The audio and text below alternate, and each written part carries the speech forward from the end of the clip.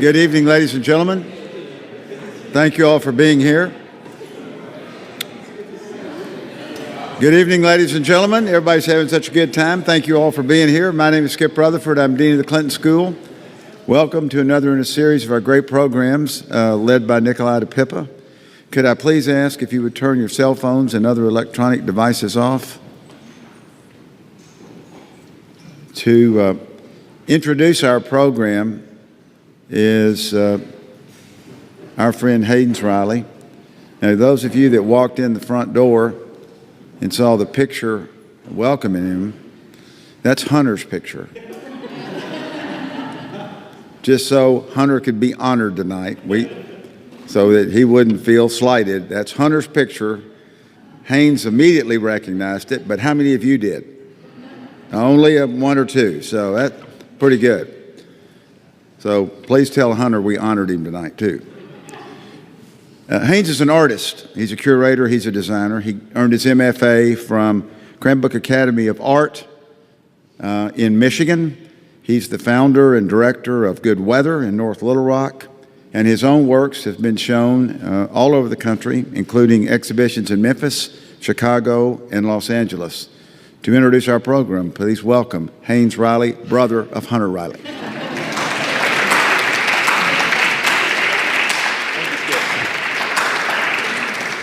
So it is true, it's a picture of Hunter outside, but I guess if you Google my name, you can find pictures of him, and it gets confusing. I'm honored to introduce Mariel Capanna for her artist talk tonight at the Clinton School of Public Service. First of all, I'd like to thank Skip and Nikolai for the invitation and all the others that helped put this together. As well, I'd like to thank Hunter, who's a Class 3 graduate from the Clinton School, in foreseeing an opportunity for Good Weather's programming and the Clinton School Speaker Series to sort of combine. This is the first time it's happened in 5 years, and I'm happy that it's happening now. I founded a contemporary art gallery in my older brother Zachary's single-car garage 6 years ago. And in the fall and winter of 2011, started to develop that. It's in the Lakewood neighborhood of North Little Rock, and it's a few blocks north of the old mill. If you've been to Lakewood, you're familiar with that area. And just recently, Good Weather marked its 5th year of programming. So the first exhibition happened in October 2012. It was titled Shark Week and was a solo presentation of work by Tony Garbarini. Since, we've had 36 solo exhibitions in the gallery space, including by some people here tonight, Jerry Phillips and Sarah Lefflar. And we presented shows in different cities around the United States, including in Nashville and Lexington, Atlanta, and New Orleans. And along with our associate director, who's here tonight, my younger sister, Erin, we have participated in fairs around the United States, internationally, in Mexico City, in Los Angeles, in New York, in London. And this coming December, we're going to Miami for NADA and to Art Los Angeles Contemporary in January. So that's a little background about Good Weather and what we've been doing and what we've accomplished over the last 5 years. Mariel's exhibition, Little Stone Open Home, marks our 38th and final show in the gallery's current and original location. Mariel and I met 2 years ago on the banks of the LA River, where she was working on a fresco as part of a larger project by Rafa Esparza, organized by Clock Shop. It was during this visit that I first encountered Mariel's energy and spirit, her dedication to producing work that combines a contemporary art discourse with an earnest engagement with her surroundings and the community. It is in these spaces and within the community context that she files through and meticulously selects from current infrastructures and fissures, societal and personal memories, and empirical experiences to fill her paintings and frescoes with pertinent subject matter. She arrived in Arkansas in October, nearly 3 weeks ago, and has been steadfast in turning Good Weather into a permanent fresco and life's work, which we at the gallery will reveal on December 2nd. So all are invited to that exhibition opening. It's from noon to 6 p.m. And then following, we'll have actually a 5-year celebration at South on Main hosted by Beverly's, or co-hosted by Beverly's with South on Main. So, of course, those of you that have had a chance to already meet Mariel understand her generosity and genuineness. So without further ado, I'll let you hear from her yourself. I'd like to introduce to you Mariel Capanna.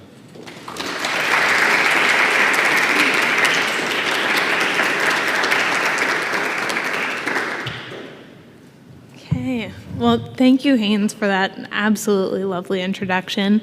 Thanks to Skip and Nikolai for having me here, and for the rest of the Clinton School. This is a wonderful opportunity for me to introduce some of my work and also to introduce this particular project, this really rare opportunity to make a permanent long-term fresco in a single-car garage that has been pretending to be a gallery, or maybe it's a gallery that's been in the disguise as a garage. And thank you all for being here. It's really delightful that I've been here for a little less than 3 weeks, and already I see a pretty hefty handful of people I recognize and feel some fondness for. So I think that's a testament to the strength of this community, and also to the Riley family's knack for collecting really lovely people. And I thank them for sharing those people with me. So yeah, thank you to Haynes and to the entire Riley family, to Haynes for inviting me to do this extraordinary project, for the Riley family for going along with it, not just going along with it, but being the most gracious hosts I've ever known. So I have a lot of slides to go through. And I want to note that this is not going to be a comprehensive overview of my studio practice. It's instead going to be kind of an introduction to the projects and ideas that led me to fresco painting in general, and to this fresco project in North Little Rock in particular. So I'm going to note in this talk that I have a great appreciation for nonlinear thinking and nonlinear narrative, but these slides will be pretty strictly chronological, because in the case of my studio practice, one thing has really led to another, which has led to another thing. So this is going to kind of follow that path. So I'm starting off with some images of oil paintings I was making a few years ago. So I was interested in the American landscape, and in particular, the ways in which the American landscape is mythologized in fiction. So my way of thinking this through while painting was to watch American Western films like Red River, Man Who Shot Liberty Valance, The Searchers. I would watch these movies and paint simultaneously. And as all of the images would go by, I would never pause these movies. As all the images would go by, I would be kind of frantically painting. So kind of trying to watch this movie and paint at the very same time, trusting the path of my attention. So if it was a color I was attracted to, I would quickly mix up that color. If it was a shape, if it was something nameable like a wagon wheel, or the details of a costume, I would try to quickly paint that. So this is an example of one of those paintings, and here's another example. So one thing that was really exciting about this for me was that I could take this movie that had a beginning, middle, and end, kind of smush it all into one place. So everything's happening simultaneously. I also loved that these films, they would zoom out to show maybe a panoramic view of a desert landscape or of the plains, and then it would zoom in to maybe like a gun holster or the saddle of a horse. And I would try in my painting to zoom in and out with the film. So I loved this idea that I could include near and far, outside and inside, landscape, still life, and portraiture all in one place, and treat those things all in kind of the very same way. And I found that my eye was often wandering toward peripheral things. So rather than paying attention to kind of the drama and the narrative and kind of the stars of each shot in the movie, I was looking at, what's in the periphery, what's in the background, what's on the edges, what are the still life objects in each scene. So here's another example of one of these paintings. It occurred to me at a certain point that this process of gathering imagery from near and far, from outside and inside, could actually be translated into real space and real geography. So I could actually, rather than being in a studio and watching movies, I could travel through landscapes and geographies.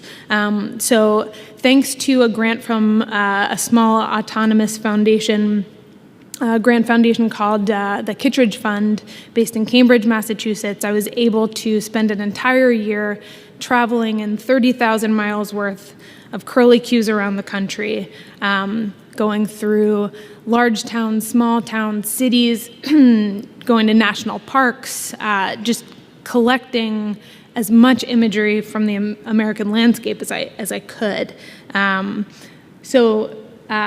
Here's an example of the kinds of photos I was taking. I was not painting while I was on this trip. I was only collecting imagery. And that's important to me, that there are kind of periods of absorption of imagery, and then periods of intense production of painting and of work. They don't necessarily happen at the same time.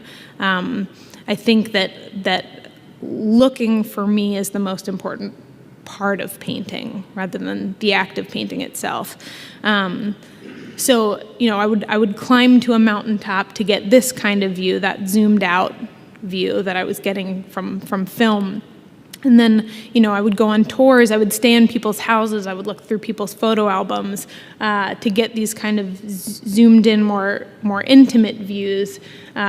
This is from a second line parade in New Orleans, and even like the little things that were happening by people's feet, like that was somehow important to me and worth including in a painting. So I made a series of paintings from the photos I took on this trip.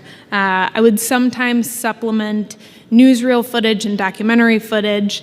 So here are a few examples of the paintings. Pardon me, it's a bit dark here, but so these are all based on photos that I collected on my road trip.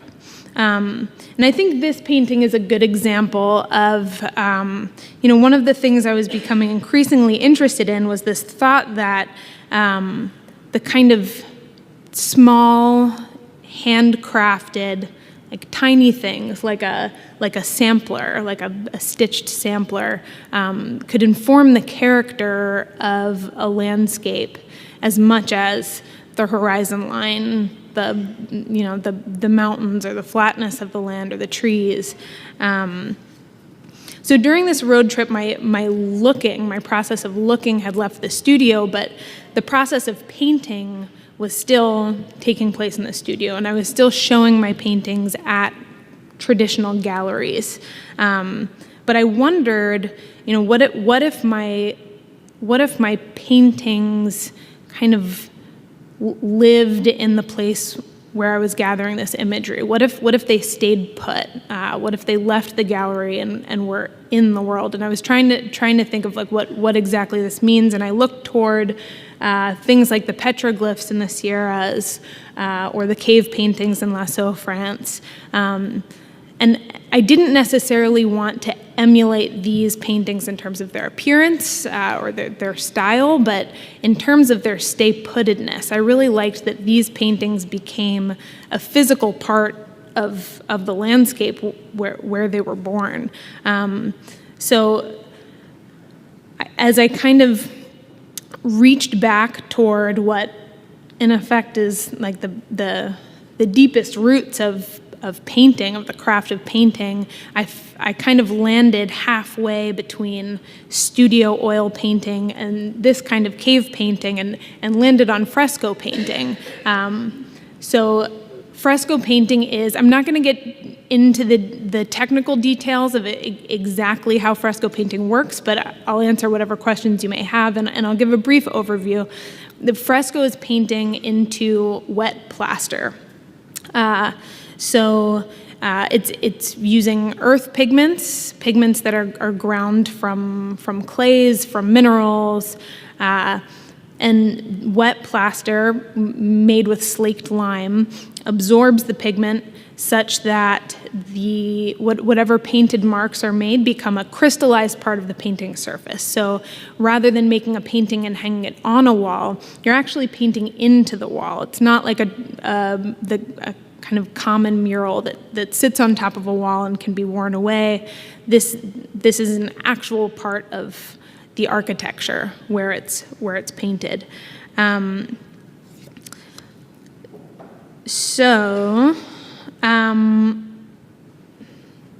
me.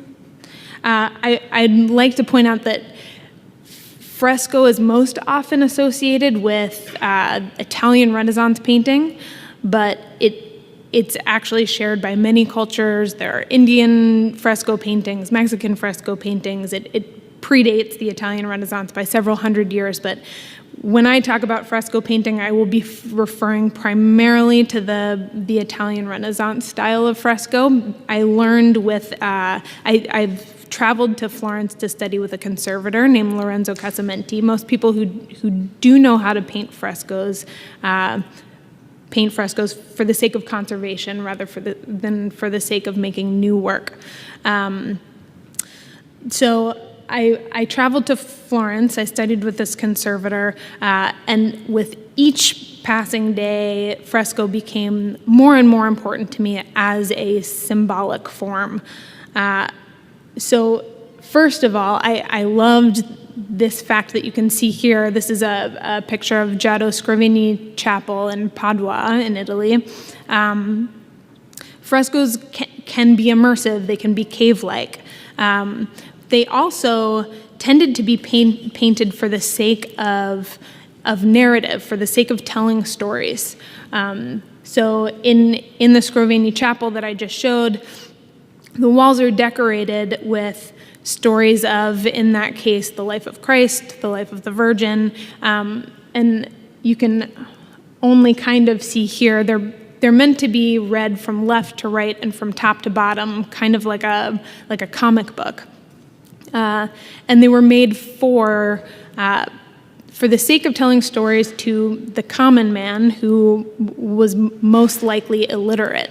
So it's for this reason that the Mexican artists during the Mexican Revolution kind of championed mural painting and fresco painting, because not only is it meant for public space, but it's also meant to tell stories to anyone and everyone, regardless of their degree of education. I also, while I was in Italy, traveled to Pompeii, where one of my favorite frescoes lives, this one. But I also realized that when frescoes survive, they tend to survive, if they've been broken, they survive in these bits and pieces, and there are these empty spaces around them. They're fragments, so they suggest a larger whole, but have this kind of wonderful value as an odd-shaped bit, as like a little piece. And my original relationship to images and to learning through looking at images, my birth mother died when I was 2 years old, and I developed a very living relationship with her by looking at all of these photographs. I had no memory of her, but I had these little bits and pieces that were kind of like evidence of a whole life. And I started to understand that in thinking of fresco, I was able to think a bit about the relationship between personal history and civilizational history. I also learned that most frescoes, I didn't go to see this fresco, but this is an Etruscan fresco. It's in a tomb. Most frescoes that have survived many thousands of years because they were buried, whether by volcanic ash in the case of Pompeii, or by man in these built tombs. So working in fresco has allowed me to get a deeper understanding of kind of the way that the past, the kind of deceased past, can live in and inform the present. So after Florence, I moved to Los Angeles, where I met Rafa Esparza. Rafa is a really incredibly generous human being and a wonderful artist. I was lucky enough to attach myself to an organization called Clock Shop when I was in Los Angeles. It's a nonprofit arts organization that does contemporary art programming and interdisciplinary programming along the LA River. So I had this opportunity to work with Clock Shop and work with Rafa Esparza, who was making an installation along the LA River.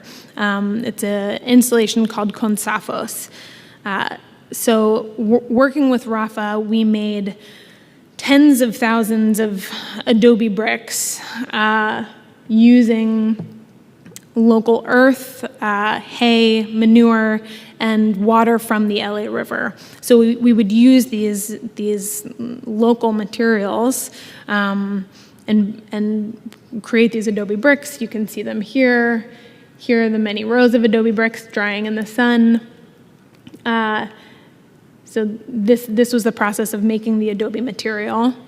And we built them into this structure that had kind of the silhouette of a house. So this project for Rafa was a kind of meditation on the relationship between a home and the land where that home lives. Rafa then invited a series of artists to paint on top of this structure. He invited studio artists as well as street artists to paint on these surfaces. And he ended up inviting me to make a traditional fresco on this adobe wall. Here's an example of some of the painting that was done on this structure. So I ended up plastering the inside of these two adobe walls and was kind of delighted to discover that the plaster that's used in fresco painting is the very same as the plaster that's used in this kind of adobe vernacular architecture. So I started to think about this relationship between kind of the work of an artist, or the kind of art and labor and craft. You'll see here that fresco is made in jornadas. So a jornada is that which can be accomplished in a single day. So I would lay out a certain amount of plaster, approximately the amount that I thought that I could finish in a day, and then would cut out the edges of the plaster and then add another layer of plaster the next day. So I was working from sunrise till sunset, a kind of farmer schedule.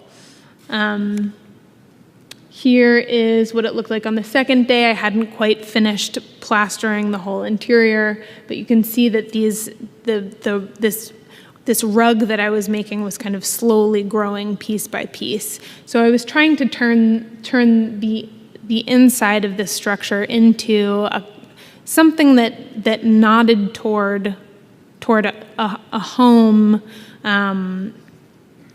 and also the relationship between kind of the craft of weaving and the craft of kind of building up a home and creating the walls.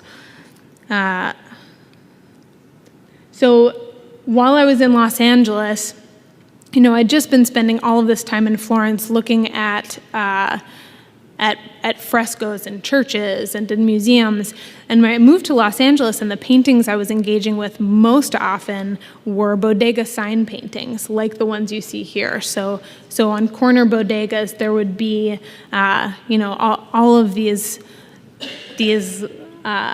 like still life objects kind of scattered on exterior walls that kind of advertise what the store sells. So I was really interested in these compositions, and and interested in these two kinds of wall painting. So fresco painters weren't considered artists of individual genius. They were craftspeople. They were laborers, in the same way that the people who made these bodega signs are. I was also looking at a lot of murals and at graffiti. So here are all these different kinds of wall paintings that I'm seeing every day on the streets of Los Angeles. Here's another example of a community mural with graffiti. So this is what I ended up painting on the adobe wall. You can see here, like, I painted the rug kind of stitch by stitch very slowly. And I should mention, when you paint fresco, the pigment is absorbed immediately by the plaster, and there's no way to erase it, delete it. You're kind of stuck with the mark that you've made. So it's a whole lot of labor to mix the plaster, to apply the plaster, but then when it comes to painting, it's kind of, it's quick, it's immediate, and it's permanent. So this is what the whole thing looked like. And before Clock Shop started doing programming at the LA River, this was a post-industrial parcel of land that was used primarily by teenagers with spray paint cans who tag their names on the ground, on the walls, on all these kind of leftover structures from the train yard that once was there. And every day I would drive my van up to this wall and poke my head around the corner, just waiting for spray paint. And I wasn't worried about it. I was curious. Like, I thought this could be interesting, seeing the relationship between spray paint, which is this contemporary, very quick kind of public wall painting, and fresco, which is an ancient, very slow, very labor-intensive kind of wall painting for public space. And it didn't happen, which I saw as a certain sign of respect or something. And then the day before the opening, I got this. It's okay. So it says, if you can't read it, gentrification sucks. And I could give a whole lecture on just my process of thinking this one through. So, it was a possibility. I could paint it out. I could easily scrape it away. But I also thought to myself, this is not a painting in a gallery. This is not in a private space. I am a visitor to this neighborhood. I'm from Philadelphia, living in Los Angeles, had kind of just arrived on the scene and dove into this project. The teenagers who were on this property knew the neighborhood far better than I did. So here I was making this slow, laborious artwork that I didn't know exactly what it was about, exactly what it meant, as you can see, because I've been a little wishy-washy about why I was painting a rug in the first place, like even now in this lecture. So I'm working in this slow, careful way, and then someone comes by and writes something quickly, and writes it big, and writes it black on this blank white. And I didn't want to delete that message, and I didn't want to disagree with it. And I hoped, I think one of the things that's really exciting about visual art is that two very different languages can be seen or heard in the very same place, which can't really happen in conversation. We tend to speak at the same pace or like kind of match each other's language. Like, I've caught myself developing a little bit of a Southern accent just being here, just so that I can communicate a little more comfortably with everyone. But here, this guy, Roach is his name, and I are speaking two very different languages, but there's maybe some kind of harmony to that. And of course, one tag leads to the next, so there's more and more. And one way that I decided to deal with this was, I took my cues from the murals on LA streets, and decided to kind of color match with acrylic paint which is what municipal anti-graffiti networks might do. And I liked that you could still kind of see the words, read the words, but they didn't overpower the painting. So there was a little bit more of a harmony there. So I moved back to Philadelphia, and this, what I'm showing you right now, is not Fresco related, but it is another project that I've been involved in that is art in a non-conventional space outside of the gallery, outside of the museum. I work as an arts administrator at a place called Rare Recycled Artists in Residency. It's a residency program or a nonprofit art program at a recycling center. It's construction and demolition waste. They get 450 tons of waste material per day, and they're best known for their artist in residency program, where they allow artists to come, have a fully functioning studio space, and have access to these mountains and mountains of trash to use for installations, film, performance, sculpture, etc. They also host events like barbecues, hot dog hangouts, film nights, game days for kids and adults alike. So one of the things that I've found is that having art projects in non-conventional spaces and ends up inviting and welcoming a really diverse group of kind of audience members and participants. So another such project that I was involved in is the Taccone Lab. It's the library and arts building. The neighborhood of Taccone is a working class neighborhood in Northeast Philadelphia, and their library was one of the main kind of safe public spaces for kids and families to spend time. The library was closed for 2 years worth of renovations, and the neighbors in Taccone, the community, was really upset by this because they didn't really have anywhere else to go in the winters. So they protested, and Councilman Bobby Heenan decided, well, we'll put up a temporary library, but it's also going to be an artist studio, because the idea was he wanted to invite artists to the neighborhood to kind of generate some kind of new cultural and economic activity. So I ended up having a studio space that took up about half of this public library, which made me feel pretty uncomfortable at first. You know, again, I am a visitor to this neighborhood. Who am I to take up half of a public space? So rather than using it as a private studio, I kind of kept the doors open, brought out watercolors, paper, pencils, and called it a shared studio. So anyone who came to the library could either use the library as a library or as a place to doodle, to make artwork. I was not their teacher. I am not an art teacher, but I was a peer. So it was my space as much as it was theirs. So here's a picture of some of the kids and families that would come through. Really beautiful artwork was made, and we ended up setting up a gallery where we would display artwork from, you know, whether it was little kids or seniors. It was all up on the wall. We did screen printing. This is the kids section. You can see all the DVDs in the background. So the main reason that I was there, though, is that they wanted the artists in residence to develop a permanent public project in the neighborhood. And they wanted specifically a fresco, which I was able to provide.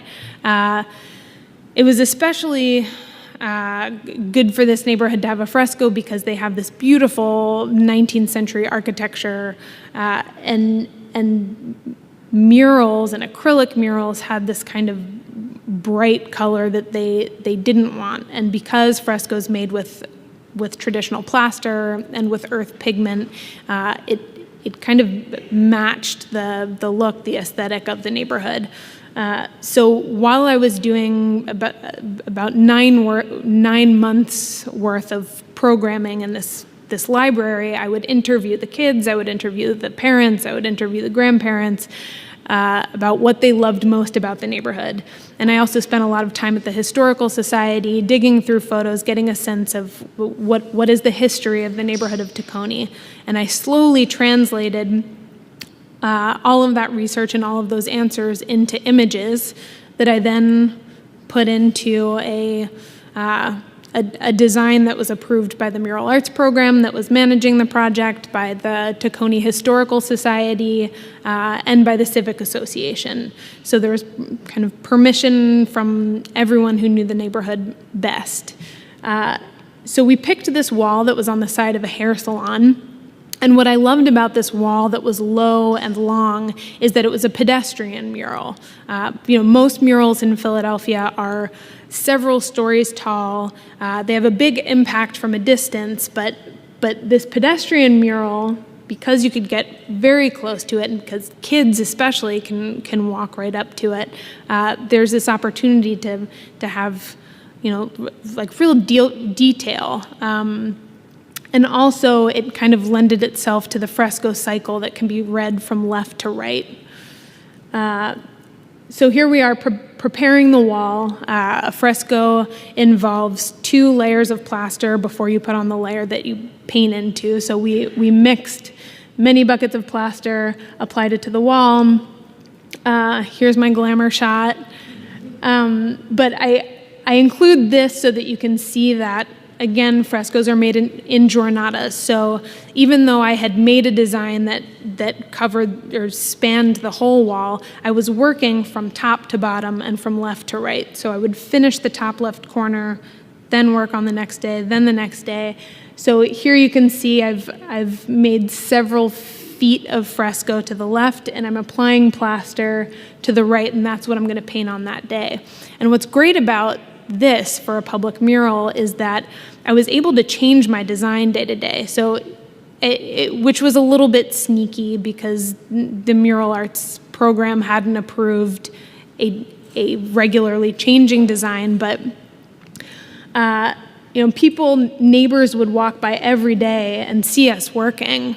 They were very excited to see women with a trowel. That was like mind-blowing to them.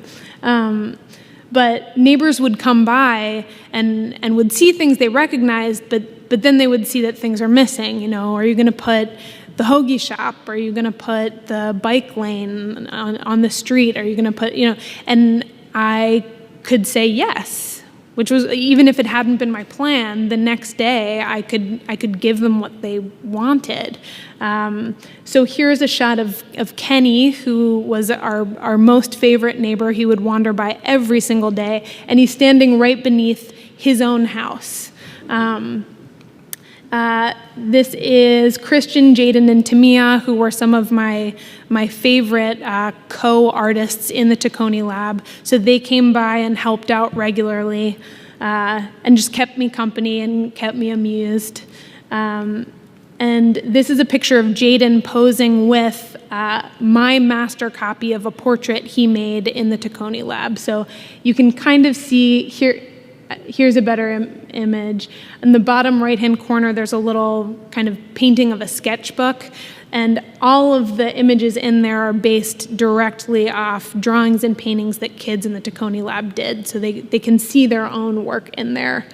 So this is what the fresco looked like in full. It's kind of hard to see because it's so long, so here are some details. Taccone was started as a industry for a sawworks industry. Henry Diston started the sawworks, the Taccone Bridge. I was sitting in a diner at one point and interviewed the people at the diner, and they were telling me that you could catch trout in the Delaware River, which is a bad idea, I think, but there it is. And on my final day of painting, the woman who owned the barber shop or the beauty salon where the fresco was painted came up and said, my brother was here, he loves the fresco, but he noticed that there isn't a mail truck and he's a postman, and he was a little upset by this. So I said, okay, I'll put it in there. And this is actually the number of his truck. So in the top left-hand corner, you can see that's his truck number. So I love that there can be these really personal details. How are we doing on time? 7. Okay, I'm going to speed through this then. Well, okay. So I was just at Skowhegan School of Painting in Maine, and I'll just say briefly that while I was at Skowhegan, they have a fresco shop somehow. It's an artist residency. It's 9 weeks long. And there's a fresco shop there, and what I realized, the reason I am so attracted to fresco painting, one of the many reasons, is that, painting can be a very solitary practice. Oil painting certainly is, and it was for me. And as much as I love the act of painting, I could get pretty confused about being by myself in a room surrounded by my own paintings. It can be kind of just like looking in the mirror all day. And what I love about fresco painting is that it does have a shop. It is collaborative. Sculptors have the wood shop, they have the metal shop. Digital artists, people who make videos have the media lab, and with fresco, there's a fresco shop, and it is this opportunity to work collaboratively, to kind of talk about pigments, to mix plaster together. So here are a couple of shots from Skowhegan of people working together, which is like really amazing for me to see as a painter. We made this very large-scale temporary fresco as a team. We designed it together. We designed the shape. We designed, however successfully, the imagery.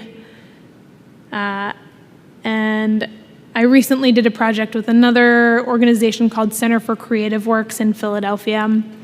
It is a beautiful place. It's a studio for adults with developmental disabilities, and we made frescoes together. And I think one of the things that's really wonderful about frescoes is that because it takes such a long time to make, and because they're really heavy objects, there's a certain kind of value to each of these. We made these collaborative projects where I would make the fresco and they would work on top. And anyway, so that's Center for Creative Works. So I'm going to end it. I'm going to end it on this image of the Good Weather Gallery. And before I invite Haynes up to speak with me, I want to say that this garage, I am thinking this opportunity is a really incredible way for me to kind of take everything that I've learned over the course of the past handful of years and put it all into one space.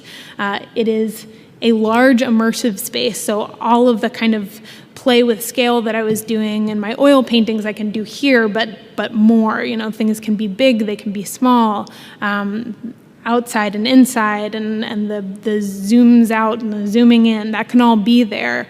Also, because this is a project that's going to happen over the span of many years, there's this opportunity to build it up in little bits and pieces.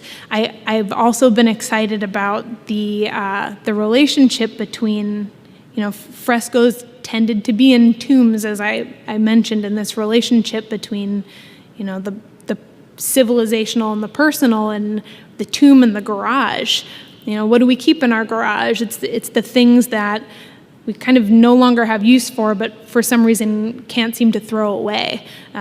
And that might include like old sports equipment or old family photos or old Christmas ornaments or these kinds of like little objects that might be vessels for memory. And I also like that there's this kind of play with private and public. This is in a very private space, which is Zach Riley's home. But when the door is open, it ends up being an open home, thus the title. And people will be invited to come in and to take a look.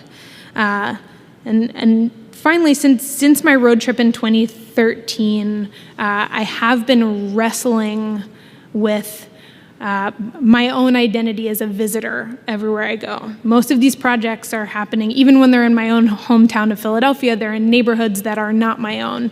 And I love to be a visitor, but I also think that this can be a difficult and delicate role to play. It's easy to aestheticize, it's easy to make false assumptions, it's easy to kind of treat as shallow things that are actually very deep. But I'm really comfortable here with my role as a visitor, in part because the Rileys have been such incredibly welcoming hosts. The parents, John and Marilyn, every single one of the siblings have been so welcoming, and not just welcoming me into their home, but taking me on road trips to state parks and eating cheese dip at all of the local eateries. And, you know, I've been given permission to pore over their family photo albums. And so that's something that I want to think about more and more, kind of engaging in a way that's like long-term engagement, where I'm sure that I have permission for everything that I do. I'm sure that I'm welcome, and all of the imagery that I'm using, you know, I'm being given the time to develop an intimate relationship with that imagery, and to kind of have a depth of understanding of it. So, okay, I think I've spoken for a long time now. So, thank you for listening to me, and I'll invite Haynes to. Come on up. I don't have too many questions. Maybe an observation about the title of the show, which is Little Stone Open Home, and the comma that's after Open Home is sort of, in a way, the title itself is a fragment that is meant to change throughout the time. So far it's grown from Little Stone, which is just serendipitous in the nickname that Mariel was given earlier in the summer as from a Fresco mentor, and that being the name of the city that is across from North Little Rock, where good weather is. And open home being something that she was thinking about coming down here, how this would be a lifetime's work, how this would be her space, and it would be open for her, but also for what she intended, which was for the community members and for people walking by locally to stop through, to give her stories, to give her experiences that she is drawing from. So it's interesting to think, for me, I don't know what the imagery is going to be in the space, but I know that the title itself is growing and will grow. And I think always with the programming at Good Weather, and especially with this something as momentous as this occasion, to have Mariel be that person and have this sort of generosity and growth in mind for the piece. So that's a comment. I don't know if anybody has any questions for her specifically. Heather in the back here, Bob's got a microphone. It takes a long time, but how long does it take to make a fresco, essentially? That's a great question. So most of the time is spent preparing the walls. So in the case of this fresco in particular, I used, what was it? Something like 50,000 staples, like stapling metal lath onto the wall. The first stage is going to be different depending on what kind of wall you're working on, but I'm working on drywall with acrylic paint, layers of acrylic paint on top in this garage. So first I prepare the walls with the metal lath, then I mix by hand with a hoe. Like it's going to be about 20 yay-high buckets of plaster that's a mixture of slaked or hydrated limestone, which is like a lime putty, and riverbed sand, which in this case is actually from the Arkansas River, from Jeffrey Sand Company. So, you know, we go to Jeffrey Sand Company, shovel like a lot of buckets of sand, sift that all, because I need the fine sand and the medium sand and the coarse sand to all be kind of separate. and then I layer that plaster onto the wall. So first there is the scratch coat that has a little bit of cement in it, Portland cement, that will cure for about a week. Then I'm going to put the next coat on, which is called the Arricchio, or the rough coat, which has a bit of a tooth to it. And then finally I put on the Intonico, which is the smooth layer of plaster that has fine sand and a bit more slaked lime. This is getting boringly technical, but you got me started. Yeah, you could. Yeah. On Instagram, we have a hashtag, Little Stone Open Home, or Yeah. Mariel's name also. But I think you can follow along there too in her own feed and Good Weather, or at least mine, to see some of the kind of dirty work that's happening, I think. Yeah, we both love Instagram. Yeah. But also, one little thing, the amount of time I have to paint on the final layer is depending on like the weather, the humidity, the exact mixture of plaster, anywhere from kind of 4 to 8 hours of painting time. And then that's it. So. Elizabeth, do you have a question? I think Bob has a... Oh. Oh, thank you, sir. Can you share anything about the subject of the fresco? Oh, yeah. So I think the Rileys thought I was joking about this, but I am actually starting with imagery from their family photo albums. Because that's what I want to make a site-specific, I want this to be as site-specific as possible, and what I know of North Little Rock is what the Rileys are showing me. So it's not going to be like a portrait of Haynes, but it's exactly. No, but I've been looking through these photo albums, and it is reminding me of my own experience of going through my own photo albums and having this like really wonderful attachment to my own family's history. So now I get to kind of memorialize their family history, focusing oddly, and I don't know that I can yet explain why I have this fascination with the little things that happen on the edges of family photographs, but that's what I'm looking at. It's not like the siblings with their arms around each other, but the flowers that happen to be by their feet that day, or the baseball that someone's throwing in the background. So that's where I'm starting. It just reminded me too that Mariel has been in an exhibition before in Little Rock, which was at the Bedfellows Club at Leah Johnson's bedroom. And so we had 2 of her frescoes, which were in like sort of sub-chamber, the closet of his bedroom. And there she had worked with photographs again from like of her mother. And so that's where also, I don't know, it's interesting. Yeah. I forgot about that too until thinking about that. But for those of you that visited that, if you've encountered it before. Jesse, do you have a question? Thanks for being here. So I can very much connect with the idea of feeling like a visitor everywhere you go. And I was wondering, this is a personal question, so, where is home for you? And are there elements of home that you bring into the work that you create while you're a visitor? Oh, that's a beautiful question. So to answer your question very literally, which I don't think is what you're asking for, Philadelphia. But I grew up in South Philadelphia, but live in a former ball bearings factory in Northeast Philadelphia. It's a live-work space. It's kind of a large cave-like space where I can make a mess. But I've actually found that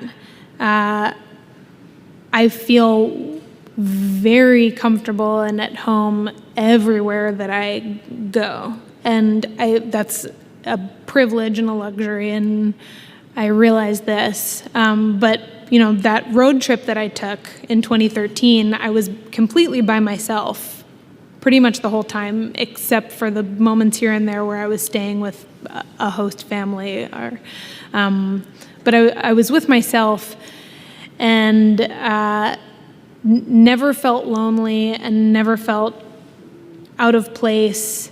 And I've been realizing that, at the risk of being overly personal or dwelling on this fact of the old family photographs, I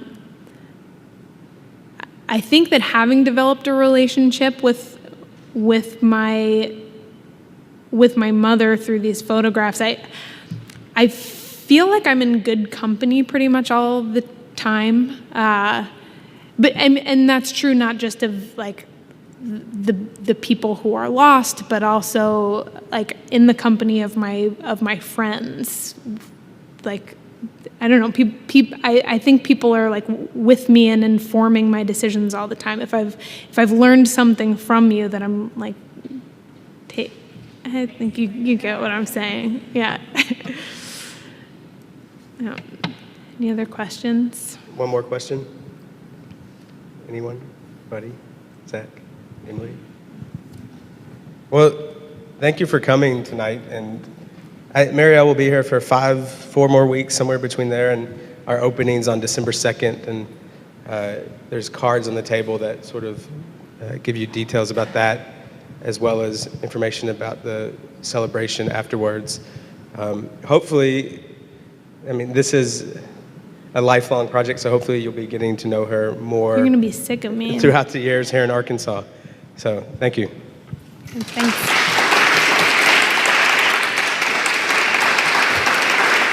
Really good job.